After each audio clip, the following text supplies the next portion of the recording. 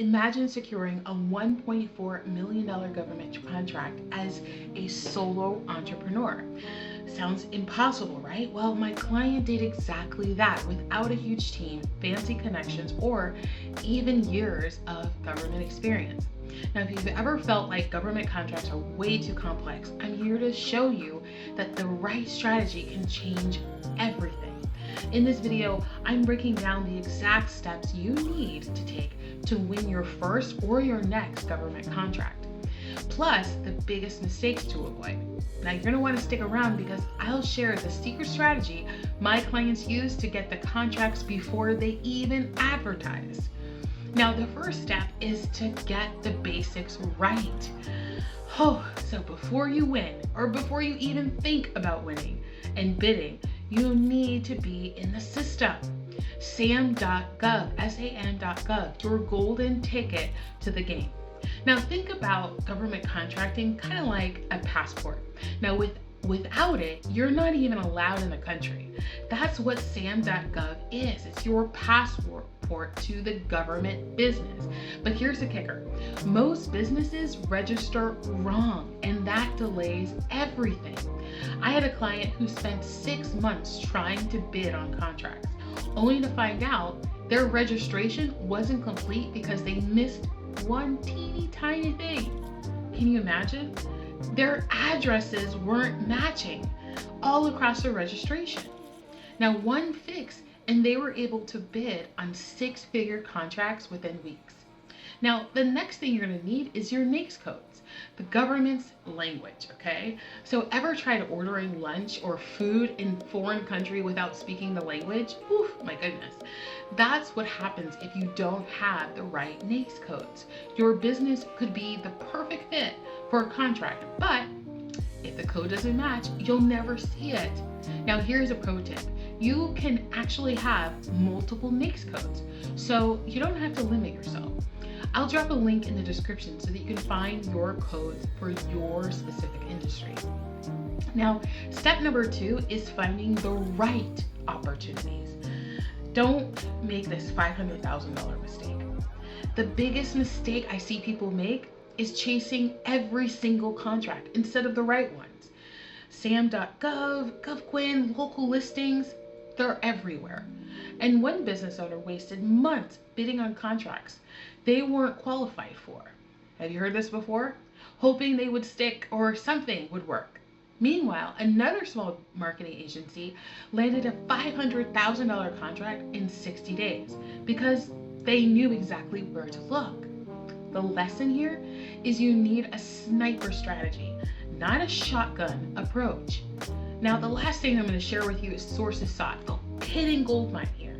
Most people don't even know, but before the government officially posts a contract, they put out a sources sought notice.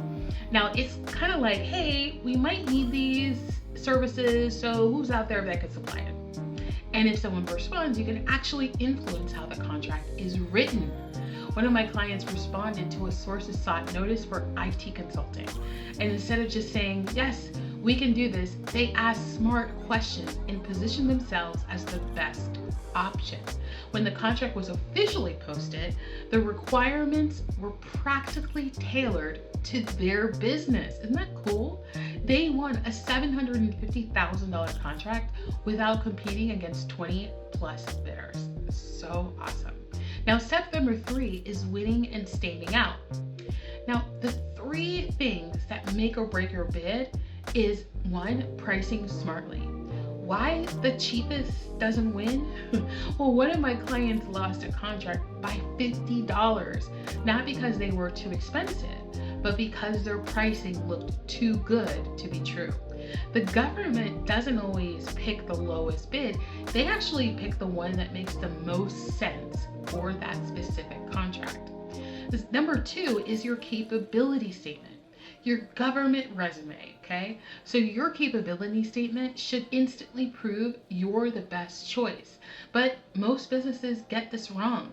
They stuff it with generic fluff instead of what actually really matters. A construction firm I worked with kept losing bids And so when they came to me, we revamped their capability statement to highlight their past work, client testimonials, and what really made them unique and different. Within 2 months, they landed a $1.2 million contract.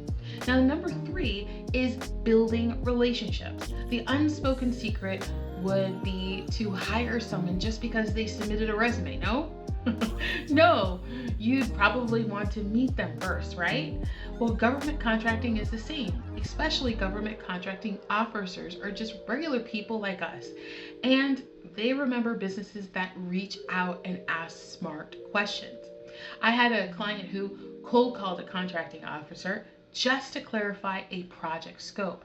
That simple little task of calling led to an inside tip about an upcoming contract that wasn't even posted yet. They positioned themselves early and they won the deal. Okay, so here are the final tips that I wanted to share with you so that you could fast track to your 𝐵𝐸𝐶on success. The shortcut to success. Now, if you're serious about landing government contracts, you need the right strategy, not just wishful bidding. Okay, so I teach a proven system that's helped my clients win billions of dollars in contracts without chasing bad leads, okay?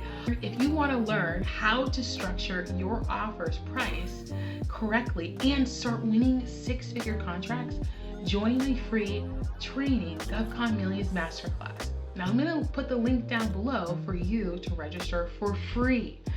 Now, if you want to, comment below what's your biggest challenge with government contracts. Now, I'm going to be answering questions in the comments, so you'll want to engage in there as well. Hit like, subscribe, and let's get you paid with government contracts.